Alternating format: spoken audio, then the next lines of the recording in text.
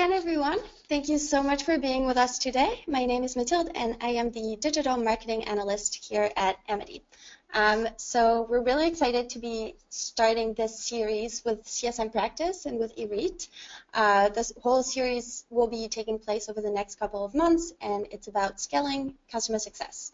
So this first topic is how to drive efficiency with automated customer success plays, and we're really lucky to have Irit with us today. Hi, Irit. How are you?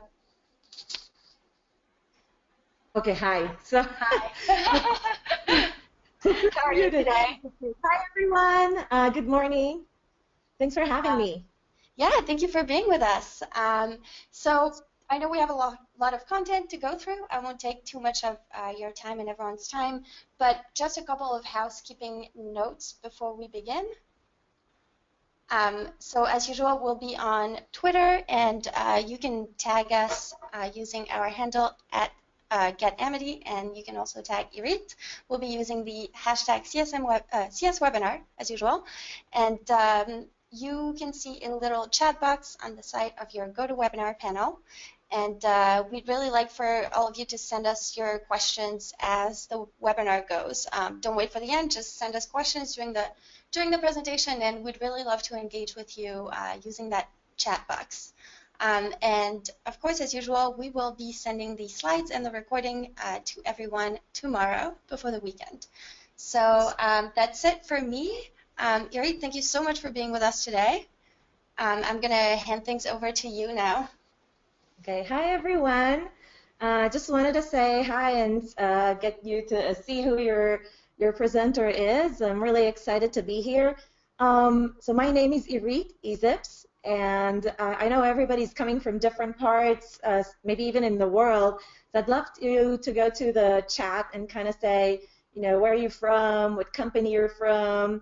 So just everybody could get to kind of see what kind of audience we have today. And I'm going to try and make the webinar as engaging as possible for you. We're going to have polls and opportunities to ask questions. And I actually asked Mathilde if she could stop sometimes when you do submit questions about specific slides so I can address them during the webinar and you don't have to wait until the webinar is over, because we have a ton of material for you, lots of great examples, and I hope it gets you inspired to do more things with playbook automation. So go ahead on your chat if you can. Yeah, from France, Canada right now, so that's really cool.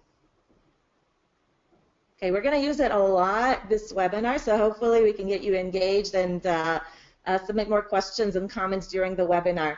All right, I'm going to turn my camera off, and thank you for joining, and let's go ahead and start.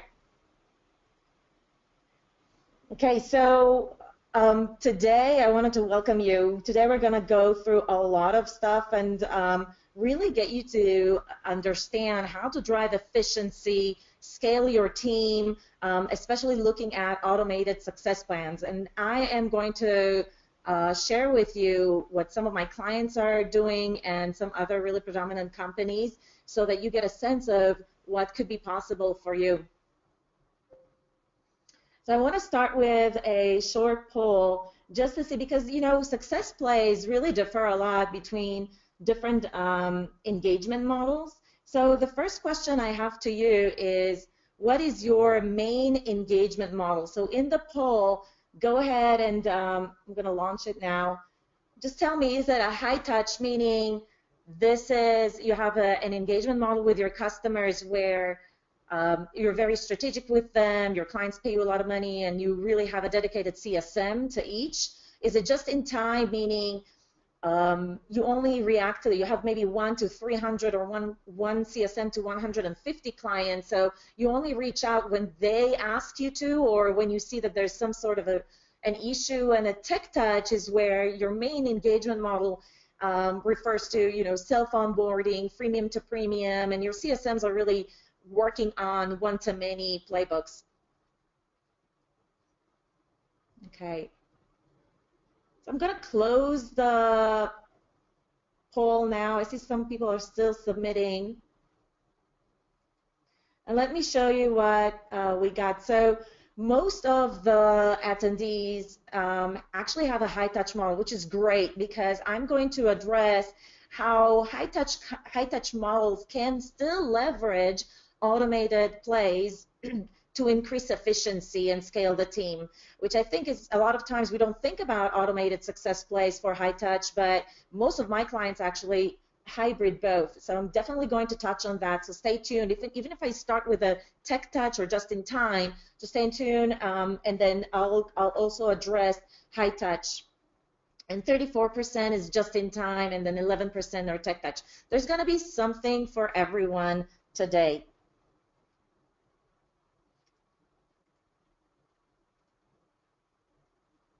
So if you have already tried automated success playbooks, go ahead and write in the, I think there's another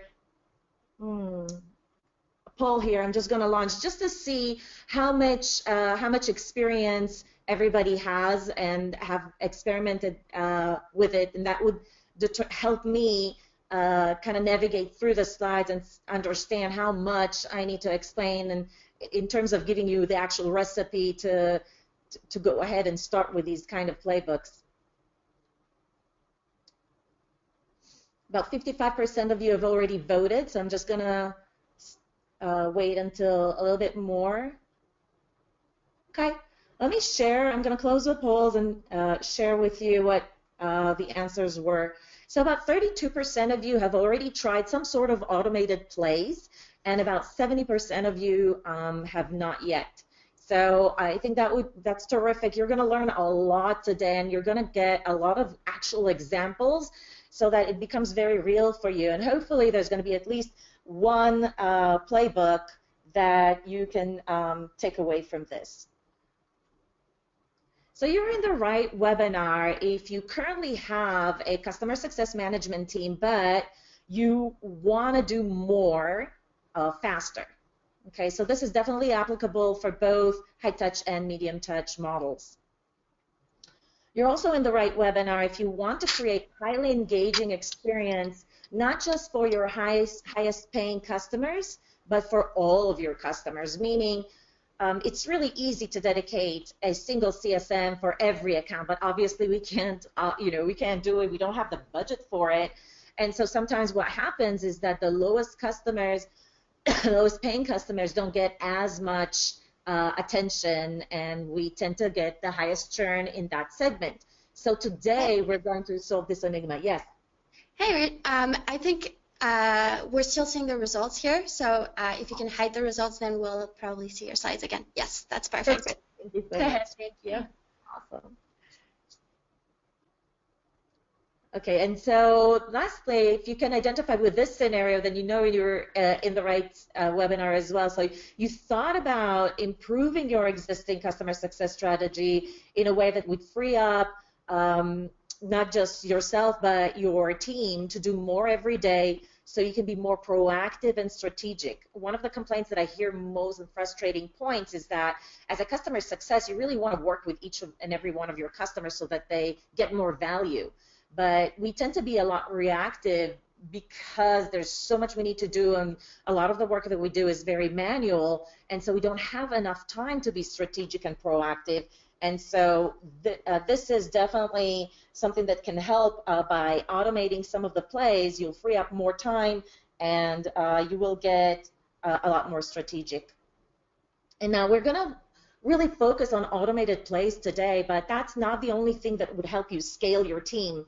And so what we've done is I've worked with Mathilde and Amity, and I want to thank them a lot, because when I work with customers to scale their team, we actually approach this in different manners. We not only do the automated plays, but we really take a step back and see where can we increase proactiveness and productivity, and we introduce new tools and new plays to make sure that this happens. We look at their engagement model and make sure that they have a proper account segmentation, and you'd be surprised how many times the segmentation is not done in an optimum way. And we also help them understand what do they need to monitor so that they can pitch to management showing what your strategy resulted with and getting more budget approved so that you can implement more tools to be more proactive and more strategic. So, and then lastly, I'm going to have a webinar just to really pinpoint some of the tools that my clients are using to create more responsible customers, which will in return help you scale. So I think that one is going to be a breakthrough. I really recommend looking into all these webinars and see which ones, because holistically, if you attend each and every one of them, you'll have a lot of tools to get more sophisticated in scaling your team overall. So this is, I wanted to kind of step back and give you a little bit of background about myself. And kind of like, why do I do consulting for customer success, and why am I so passionate about teaching companies on how to scale their customer success initiatives? And so in this picture, you see Benny. Benny is my uncle. He's now 70 years old, and yes, he is on a ladder, climbing up to put an ad on a building that he just fumigated. So back in the 70s, my family, and when I say family, I mean all of my mothers, brothers and sisters, their cousins, uncles, and everybody else in that giant family got a whiff that the Israeli government, I'm from Israel, the Israeli government passed a new legislation that from now on, if you wanted to fumigate homes against roaches and other things, you actually need to have a special license. And so they saw that as an amazing business opportunity, and everyone in the family, literally everyone, I remember that very distinctly, it was really weird, got a license to go ahead and fumigate. So we had a host of small businesses throughout my extended family that set shop to help, people, invite them over to fumigate their apartments. And so that was back in the 70s, and in the early 80s, you could already see a huge difference between one family to the next. Certainly ours to my Uncle Benny. So Uncle Benny here is actually a multimillionaire. He built an empire out of that small business, and everybody started the same. He has, I don't know, dozens of employees. He recently bought a mountain, is how successful his business is. And I remember as a kid watching his business go through such a trajectory, and I became fascinated. How come most of my, certainly us and most of the cousins in the family didn't get as big of a business as his? And without knowing it, I kind of dedicated my life to really solve that enigma. How do we scale a business? How do we grow a business? How do we grow a team? What makes some business processes more optimized to encourage customer success so that, they come back to us and we can increase growth? And so today, I think you could kind of see my involvement with customer success over the years, very much like you would search for the keywords customer success or customer success management. And certainly there's a big peak after 2013. And so I set shop for customer success consulting firms and doing customer success consulting back in early 2014. And so now we have, it's not just me, of course, doing the consulting work, but we have, that's a sticker that I actually give out to folks, but it kind of looks like me, I guess. But we have a large company now. We offer strategy services for customer success teams, and we offer software services because it does crack the code on becoming more sophisticated as well as being scalable. So we work with almost any CSM operating systems, including Amity's. We also help tweak Salesforce for customer success teams. If your team has Salesforce, there's special ways that you can leverage Salesforce, and I'm going to touch on that during the webinar, to scale your team and become more sophisticated. And of course, we do customer analytics, because at the heart of it, when you have a lot of data, customer data in your systems, you can be more sophisticated, and it will propel you to be more sophisticated with your success plays and automating them. So now we have about 15 team members. We have clients all over the world, and you could see some of the clients that we have in the logos below.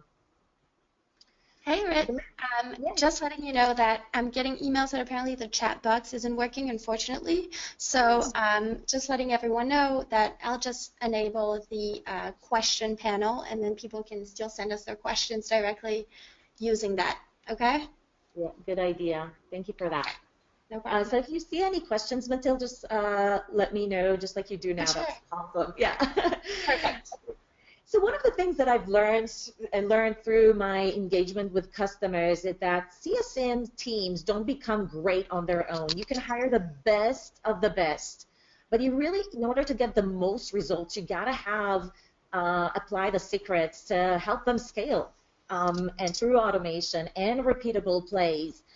Otherwise, you will find that your team is much more reactive than they would like to be, or they can be a lot more strategic if you were to empower them. And so hopefully this webinar will give you enough examples so that you can help your team become as great as they can be. And I'm sure they're great already. It's just, what else can we do to help them out? So this is how you scale automated plays. And let's see what we've got. I want you to know that I'm going to show you a lot of things, but at the end of the day, if you wanted to get started, one of the things that I am a true believer in templatizing, and I love templates. I think they're a great tool to help teams get a quick start on something new that they haven't started with, and about 70% of you have not done so already. So at the end of the webinar, I believe tomorrow maybe, Matilda is going to send you a replay of this webinar and a checklist to help you get started. And so if you find a lot of examples, but you still feel like, wait, I need to understand how to start, please download this playbook. I think it will help you out a great deal. So I'm going to show you a few examples of each type of automated plays. The first one is going to be the most critical stage in a customer's life cycle, which is the onboarding. This is where we need to get them to get their first value as quickly as possible, as you know. The second one is how to leverage customer data to get more strategic in an automated way. So I'm really going to drill down to what does it take to be super sophisticated with your customer data, and what do we see other clients do that's a little bit maybe outside the box, or help you think about it as you go and become more strategic with your data. And then the third one is the save playbooks. And so I'll show you, how to identify customers at risks, how to what to do with those. I'm going to give you specific examples of at-risk playbooks that one of my clients actually implemented when we worked with them. And hopefully all of that will give you enough information, enough base to start things on your own. So I'll show you, so here's what you'll discover basically. During onboarding, I'll show you how to scale with automated plays that will promote your onboarding process so that will be both for self-onboarding and for complex onboarding. And when I say complex, it really means that you have some human touch in the onboarding process, and maybe it takes more than a nanosecond. The data collection that I've talked about, generating, leveraging as much customer data, that will help you get enough insights to promote adoption and usage like crazy, and then in a really smart way. And then we're going to go through the save, and I'm going to show you some proven examples of playbooks that work right now for my clients. And so hopefully that will inspire you to take a look at your own customers at risk, create a similar list, and start doing automated playbooks yourself. So ultimately, if you apply automation playbooks, it will increase your scalability, the overall efficiency of your team, and obviously effectiveness using automated success plays. And ultimately, you will get massive results the more you leverage these automated playbooks. So imagine the feeling of being more proactive, more strategic, not just for your highest paying customers, but for your small businesses as well, small customers as well. So where do we start? I'm going to show you 3 magical success plays that you can implement probably fairly quickly. And so let's see what that looks like. So let's start with onboarding. As you know, the most important, the first impression that we have is, first of all, when they acquire us. That's like one of the most important moments in a client's life cycle. And then when they get the first success. So that the shortest we can get that timeline, the better. And also we want to pay very close attention to these 2 milestones as we look into playbooks in general, but also in automating them. So think about it, what's easier for a client? Is it starting a journey when you have no idea where you're going, or starting your customer journey when you know exactly what it will take to complete it? Of course, it's easier when you know what's going on and what you would need to do to be successful, and the journey is very well defined. So before I continue in showing you exactly what other companies are doing, just wanted to say, maybe in a show of hands, how many of you are actually have the team responsible for onboarding, or have another team completely responsible for onboarding? And when you think about this question, if you're a high touch, that might be your professional services team, and if you're a tech touch, that might be your product team. So think about that when you answer the question. We have about 50, 60%. Okay, I'm going to close it. All right, I'm going to share the results with you. So about half-half, I would say most of you are actually responsible for onboarding, and some of you actually have a different team responsible. So for those of you who have a different team responsible for onboarding, don't shut your ears now. I'm going to talk about it a little bit. There's a lot that customer success can do during onboarding, even if you're not responsible for it. And if I don't cover it enough during the webinar, feel free to send me an email, and I will teach you how to do this. But listen in and see how you can collaborate with these other teams and fuse ideas for your company to experiment with these ideas, okay? I'm going to hide the poll now. Okay. So as you can see, the most important thing during an onboarding is to really make sure that the client understands what they need to do. So if you have a complex onboarding, you're going to say, wait, this is more like a self-onboarding type of walkthrough. And I would argue with that because there's some of you who might be selling multiple licenses for each client, and you may or may not have the time to do a one-on-one training with each of them. So you might say, well, we're actually doing a training for the entire team when we go live. Well, what happens a year later, 6 months later, when they get new teams in place? So there's a difference between onboarding the client and make sure they get first value delivered and onboarding each user. And I would encourage you to look at tools like WalkMe and AppQues and Nickel to think about whether you could quickly manufacture these walkthroughs for the user so that they can understand what do they need to do when they their first encounter with your application. And of course, if you have a tech touch approach or a mid touch approach, this would be tremendously important, not only in scale your customer success efforts for those particular customers, but making sure that their first experience, they know exactly what to do and exactly where to click. In a recent survey that they did, they found that 40 to 60% of the users will only open the application once. And if they don't understand what to do, or they're getting into some frustration, they would never open it again. So think about whether something like that, either in the form of an application that you embed into your solution, or there's other solutions, so I'm going to talk about that in a minute. So other things, if you can't integrate a solution to do that walkthrough with your application, and I understand maybe some of you have an on-premise solution, you may want to talk and start working with the product team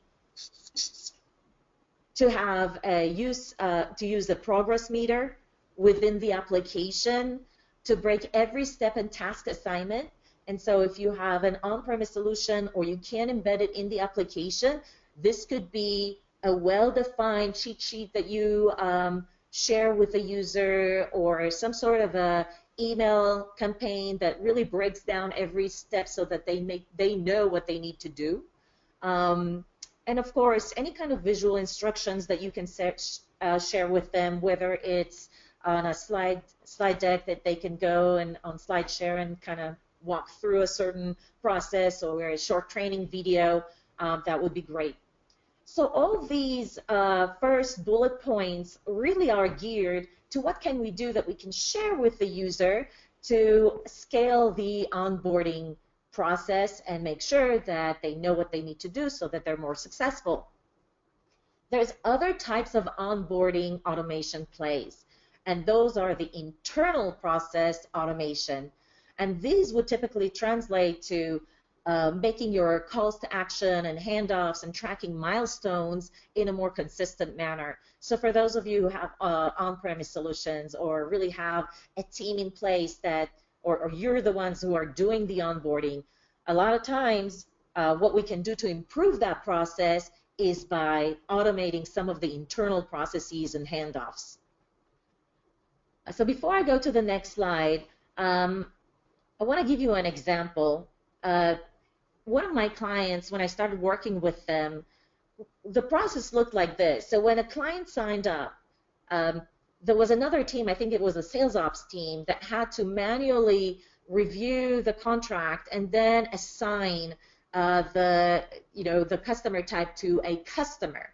But there wasn't anything that triggers an alert or a call to action, or nothing really happened. So the CSMs needed to manually go through the system every now and then and see, do we have any new customers in place? So the one thing that you can automate is actually that process. And then there's many companies that actually incorporate workflows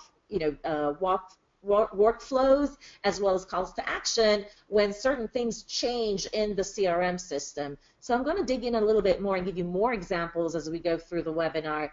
I just wanted to flush that out to explain what that last bullet point meant. Hey, Reed, that's awesome. I think we already have a question. Someone was asking if you could list those walkthrough tools. So you were talking about, I think you said WalkMe. Were there other ones? I can. Okay, so before I do that, what I'd like to do is just open it up to the audience, and I want to get an understanding of what kind of tools you're using today. I don't think, though, I have okay, so I think this is where the chat thing kind of maybe is not working, so we're just going to skip this. And here's what I recommend to do with this slide, okay? These are all the in-app applications I just talked about, so that's the answer to that question. Great question. Perfect. And then other companies are also leveraging support solutions to create a more automated approach to support and in-app messages, as well as creating a better experience or immediate experience to support. And this is going to be critical for the users that are logging first time, but also in the first few months until they really get not just the first value delivered, but maybe a few more, really feel like they're getting a lot of value from your application. These are other solutions that I want you to consider. Tracking usage, if you can. So these are the ones that I see are being used a lot with my clients. And then leveraging integration, and I'll talk about some examples on how Zapier is being used. Communication channels. So this is not just for you and your clients, but internally as well. If you can automate exposing what's going on with the client to other teams by using Slack or Salesforce chatter or communities or Lithium, I think that's going to be a game changer for your company. And then obviously email automation systems. So I just wanted to raise the point and say, if you're using Amity or any kind of other CSM operating systems, it's going to have typically a built-in email automation tool or module within the application that you can leverage. And of course, you can always leverage a marketing automation solution, but the advantage of using the CSM ops system is that You don't need to use a wide email, an organization-wide email like customersuccess@yourcompany.com. The system will actually send the email from your own email address. And what we found is a lot of times companies prefer that because people tend to open emails from people they know more. So we see a major increase in click-through rates and open rates when we use a CSM ops system versus a generic marketing automation solution. And then obviously when it's all integrated in one place, you can see the click-through and open rates, and you can start tracking them or trigger them based on client data. So there's a lot of advantages in actually doing the email automation within your CSM ops systems. And then obviously another way to collect what's going on with your customers, especially if you have on-premise or just a lot of clients, is using some survey solutions. So I just named a few that I know my clients really like using, and some of the CSM ops solution also offer survey modules. And I always am for using everything you can within the same solution, unless there's somebody else is owning the surveys and they actually need to use a different solution, or you're already using it for other things, and there could be other other considerations.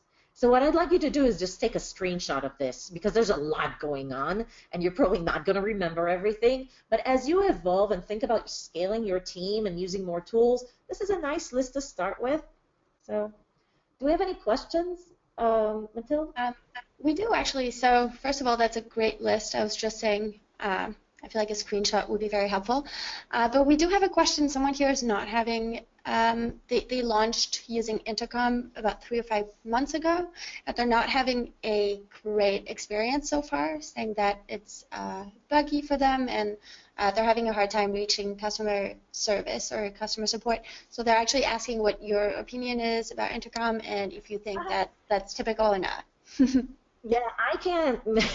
I don't know if I can make an honest, a broad, suggestion one way or another. I know some companies have a good experience with Intercom and have actually integrated that into Salesforce and other systems, and they're really happy with it. And some of them, are going to struggle. So it might be related to how well Intercom integrates with your application. And if you're, I would say that would be true for any application that you're going to use.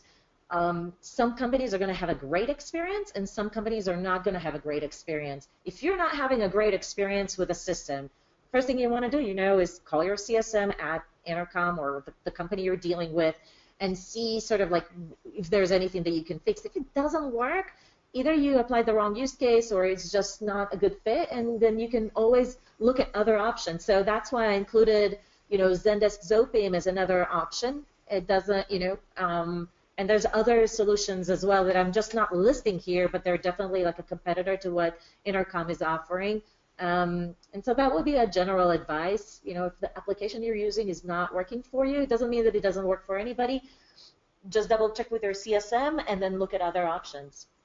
Awesome. Yeah, I think that definitely makes sense. And we actually have someone who's answering to that, saying Intercom feedback generally get good response from Intercom, and saying that they may have gone too thin across some areas, but that as a chat tool, it's very good.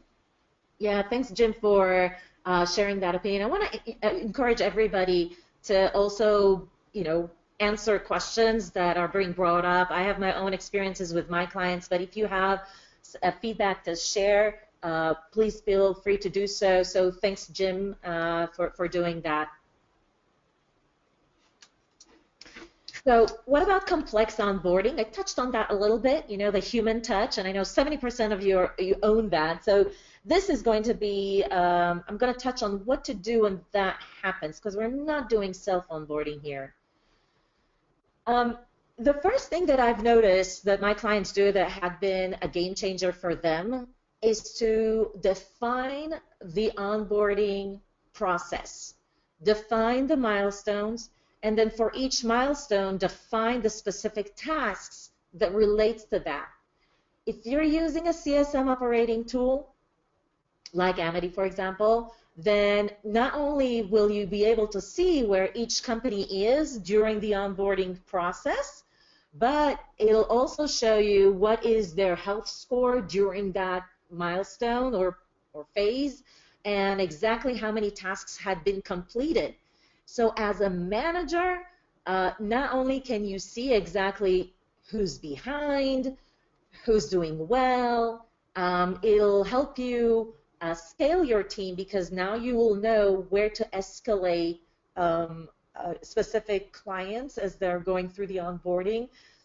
And I can't stress enough how important this is. Um, you can kind of do something like that in Salesforce. So what I've seen other clients do, it's more limited. They will define the different sections. There won't be tasks because it's just too much, but you can potentially fire off tasks automatically based on the stage that you're in. But they will, however, track, what date have they gone through each phase of the onboarding, what have they completed. So they need to check off certain things before they can move them on. The CSM can move the client on to the next phase. So it does give them some visibility, and certainly gives them opportunity to report about customers that are still onboarding. So this is one way, to a degree, that you can automate the process, because you're not just coaching your team this one time, and you're not really relating or completely dependent on each CSM to do whatever they think is right for onboarding, but you're offering a framework. Now here's the thing, remember we talked about it's easier for the client to know or go through that onboarding experience if they know what is going to happen.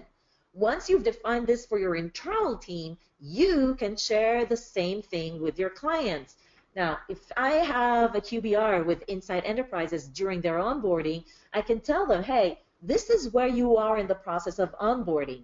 This is what needs to be done in order to get you completed.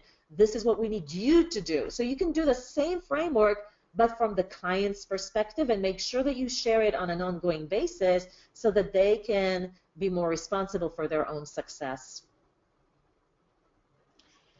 So what is the recipe to creating a successful onboarding based on what I just showed you? So you can either use a CRM system or a CSM system, and sometimes you just use a combination for both. Your CRM system, the things that you want to consider automating is the handoff process. Like I said, a lot of times my clients are still doing this very, very manually, and so there's a lag of time. The customer is losing sometimes the sense of excitement in getting on board because they just signed the deal. There's no milestone celebrations enough because it's not embedded in the system. You're not tracking it. So these are the opportunities to improve handoff. I actually had a client that before the AE, the account executive, can mark a deal closed won, they actually had to fill out a certain section in the account object where they needed to say what was the use case that the client was hoping to achieve, what are the key metrics that they wanted to accomplish, so sort of like their quantitative goals, who are their primary contact, who is the key user potentially if they have identified it during the sales process. So you can embed a lot of that inside your CRM system and then move that stuff into your CSM system and help your CSM scale the onboarding process and automate some of these things so they don't have to call the AE and ask all these questions every single time. So like I said, tracking contact, maybe even scoring the accounts and the users themselves. And so when you do use a solution like Intercom, you can actually move all that information into your CRM or CSM system and start scoring them based on the level of engagement that those users have. So that could be one area where you could potentially have some advantage in using leveraging a tool like that. And so we're going into integrating with other systems, and you're going to see how important that's going to be to scale your team. In terms of the CSM system, that offers you additional advantages. You can define calls to actions automatically, so you don't have to rely on your team to remember that this is something that you need to do when a client goes from one phase to another during onboarding. You can start tracking milestones, so now you can actually celebrate them. You can send automated emails when a client signs up, when a client gets their first value delivered, when a client, reaches a certain milestone. And you can identify delayed onboarding automatically. So again, you lose the dependency of having those weekly calls with each one of your CSMs, or having to manually update it in Excel every time after you call a customer. Everything is going to be in a database. You can add email templates. So I'll talk about that a little bit more. Essentially, what this means is that a lot of times we spend a lot of time to just craft that email that we're going to send out to our clients as they go through onboarding. What if you had a solution where you can host those email templates and then use that to fire off an email from the CSM every time you needed to? And some of those emails are going to be very important for onboarding when you think about change management. One of them is sort of like an email that you can send the executive sponsor to help them, send out the team an email saying, hey, this is why we're going to do this. This is being kicked off. This is what you can expect. And so when the client's team, the client's potential users get this email from the executive sponsor, you're essentially facilitating or empowering him to create high adoption eventually.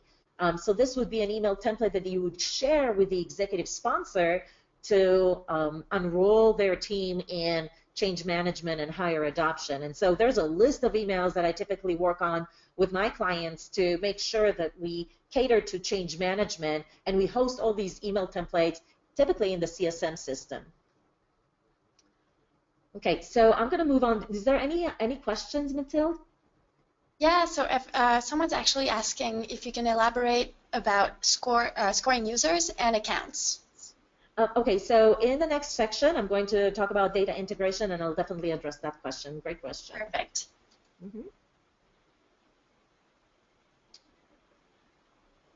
It's a really great segue to start sharing with you the automation strategies that work to get higher adoption.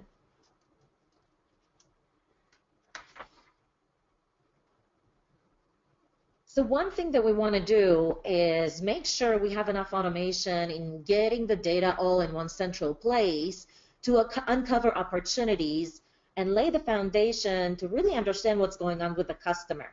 So if we have a rich customer 360 view automatically, we always know what's going on with the customer, and that allows us to be more strategic, and in return allow us to be very cognizant about where do we need to push adoption, increase the breadth of what they're using within the application. So are there any other modules that you should be using? Are there any users that should be using and are not? And then we can, just by automating that, we can be a lot more strategic about and much more, so introduce the scalability to be more strategic to increase adoption in return. So here's an example from Rachel Jennings, who shared this online, and I wanted to share it with you. And so remember how I said integrate the two. So she's actually integrating Intercom and Salesforce through Zapier. So now they have all the users' data linked into the accounts in Salesforce, and she's sharing a link where you can learn how to do that. She says it's amazing. It's actually a game changer. There's so much they can do with Salesforce, and I would argue that you can do the same with the CSM operation solution.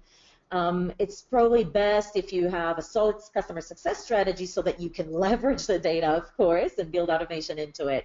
And so they're actually in the process of doing that, but that's going to be key for you to be really sophisticated in automating plays. Now, like I said, there's some things that you can do even without centralizing the data. So this is sort of like your long-term strategy. So not only can you see a 360 view of your customers, but you can also start automating your health score.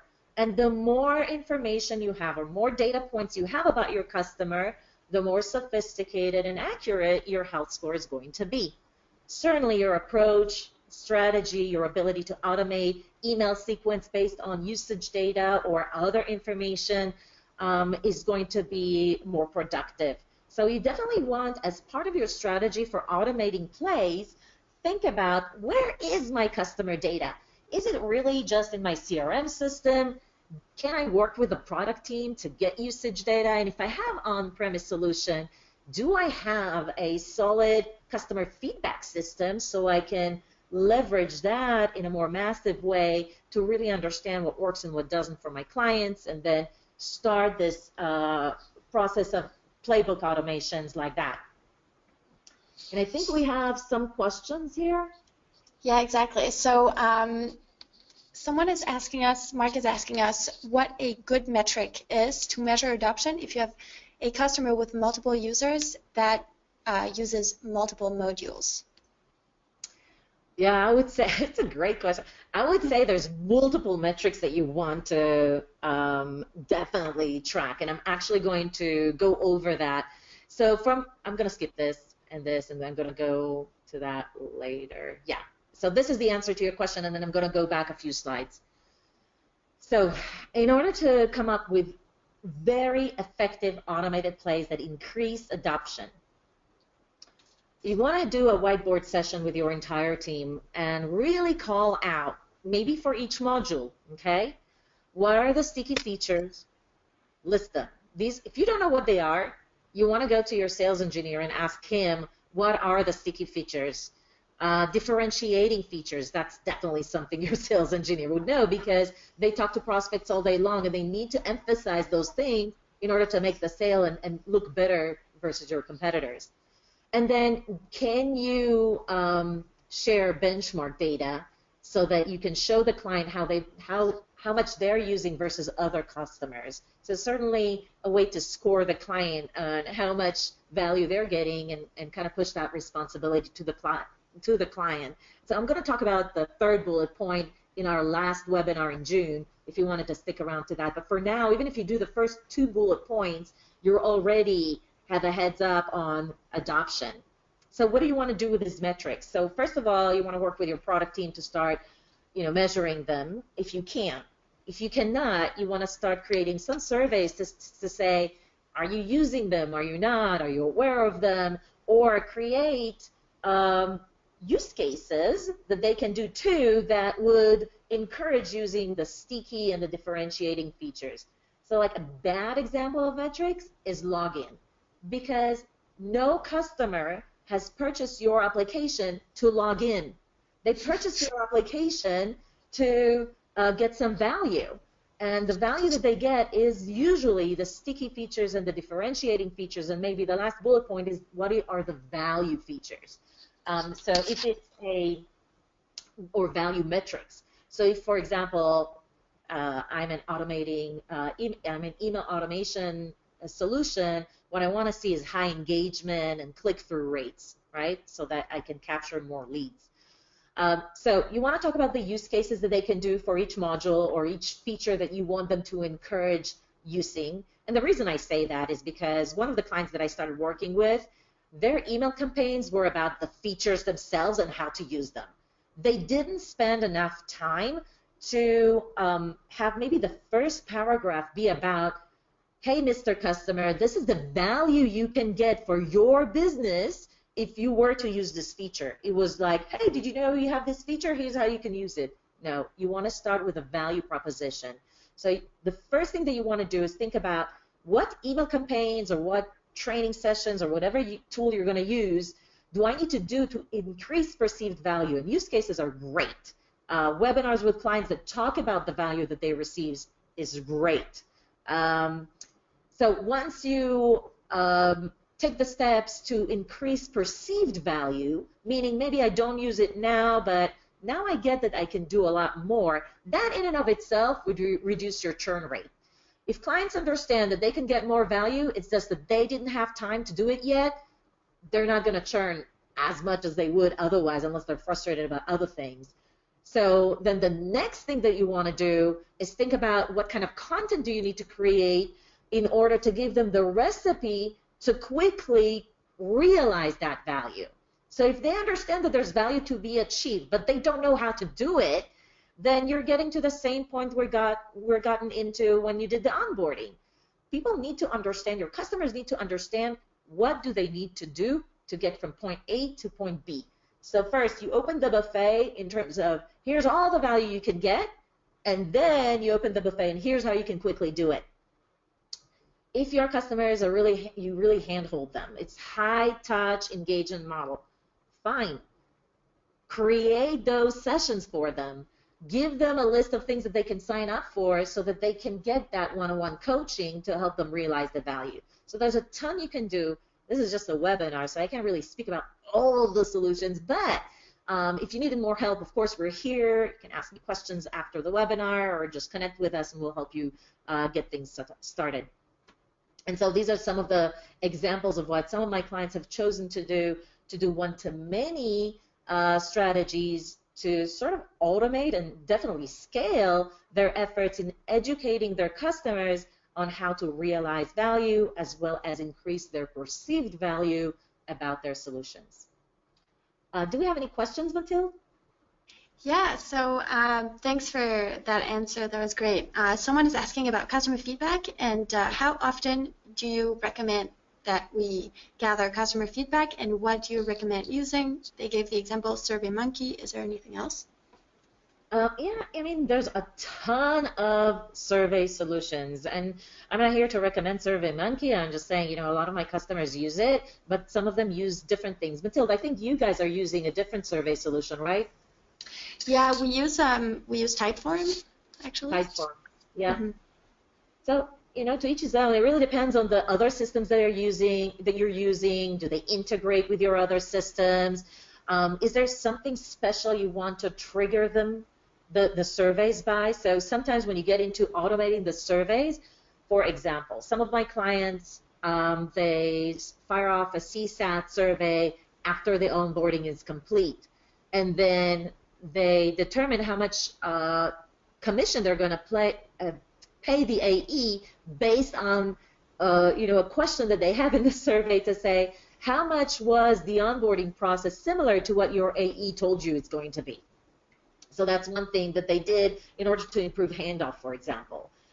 In terms of how often should you gather customer feedback, I think it really depends.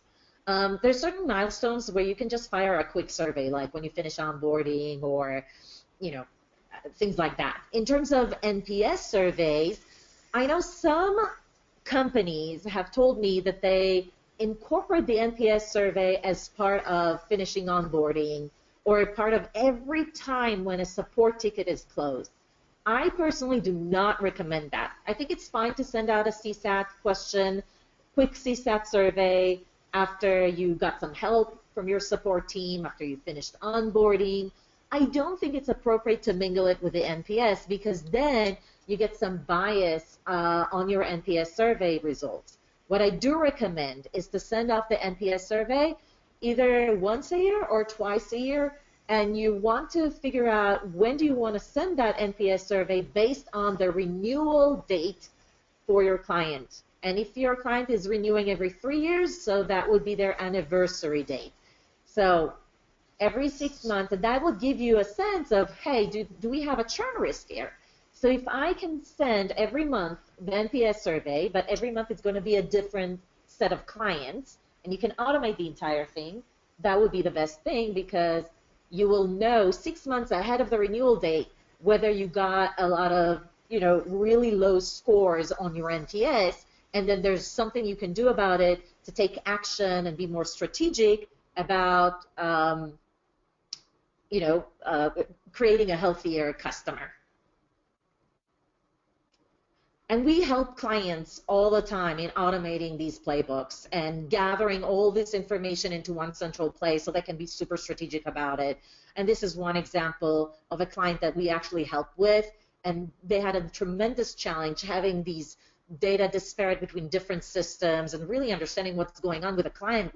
Would call out logging, clicking through different screens, running reports, and then in the meantime they have all this slew of clients just calling them again and again because they really had more of a mid-touch approach, I believe. So we really unclogged that for them and created a breakthrough in terms of a significant improvement in how they approach customer success strategy and the level of automation that we introduced and the visibility that they got to their customers, 360 view, if you will. So I want to talk really quickly about saved playbooks. I know we don't have a lot of time, so I'm just going to kind of rush through it. But it's really important to have that data in. This is one example for incorporating, for example, Pendo in Salesforce, or you can do the same with your CSM system to create a risk watch list and base that on your account health score. So this is great for both high and mid-touch, just to get more visibility quickly and scale the team.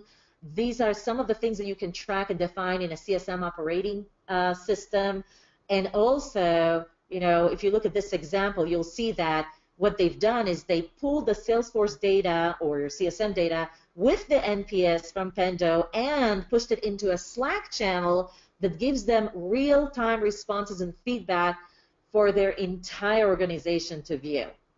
A lot of times we hear there's issues with siloism, and so this is one approach that you want to look into integrating your system so that you have a better cross-functional communication overall, which will elevate the customer experience. This is an example of risk watch list.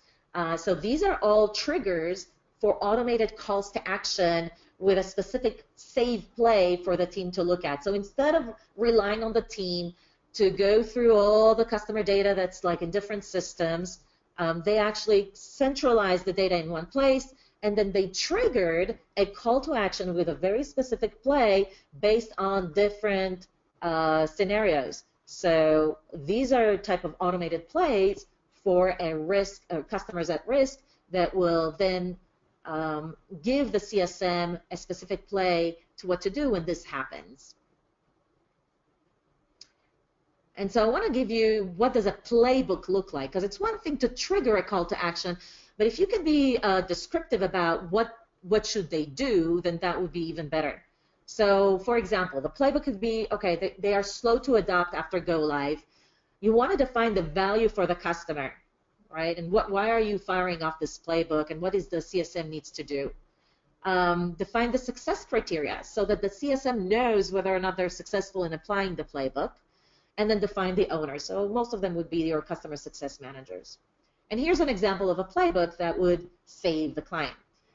So first of all, you can go live stage and training kickoff, what to do after 30 days of kickoff, schedule an introduction with the executive lead, that always helps.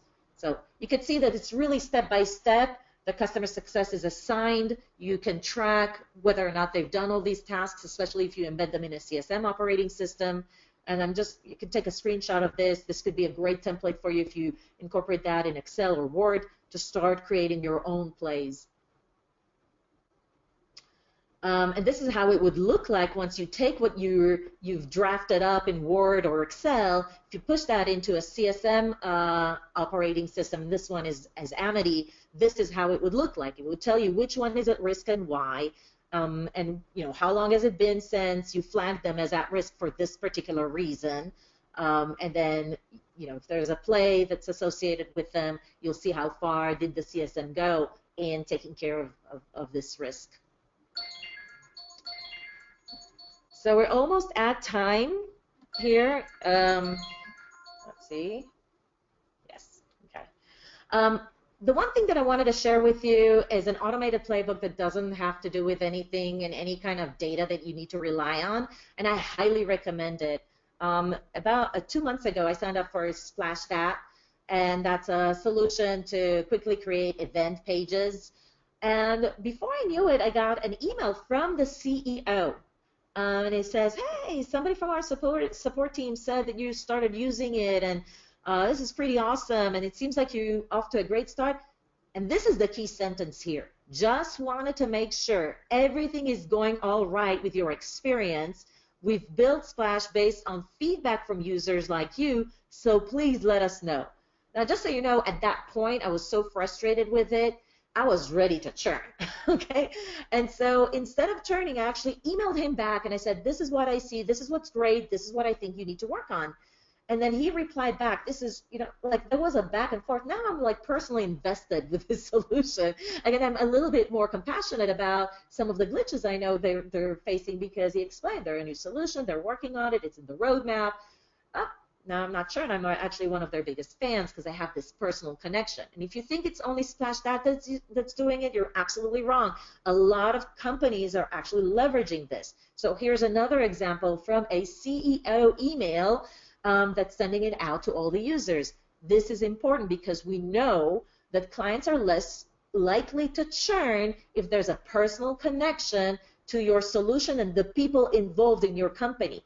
And when you're doing one-to-many solution, it's really hard to create that. But here's a great example where you could scale that completely. I mean, a few days ago, my husband is working in another company, and the CEO received a letter in the mail from United Airlines CEO saying, thank you for flying 5 million miles in the last, I don't know how long, but he flies a lot. And so he received a mail with his signature. I mean, there's crazy stuff that you can do, but this is an example. I think you should, this is a great thing that you can start doing almost immediately. It doesn't require much. So if you take anything away, this would be a good thing. This is the recipe. All you need is the contact information. You need an email automation solution because they don't really literally need to send it to everyone manually. And then you want to kind of incorporate that information into Customer 360 so you can track engagement as well as capture that feedback into a centralized place. So what do you think? Is there something here for you?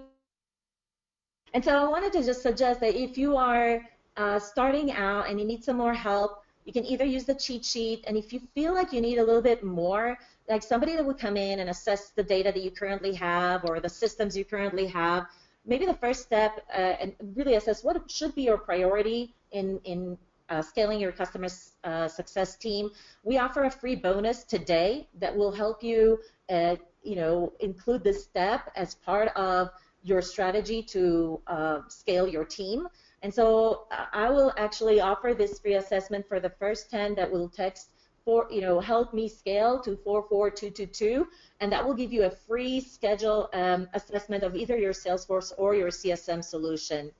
And what you'll get out of it is a live review and discussion of your customer success technology experts, a deeper understanding of your customer success best practices, recommendations to scale your team without purchasing new tools, and better insights on how to better leverage your customer data to automate your plays, and enhancement suggestions to architecting either Salesforce or your CSM solution architecture to get more automation done.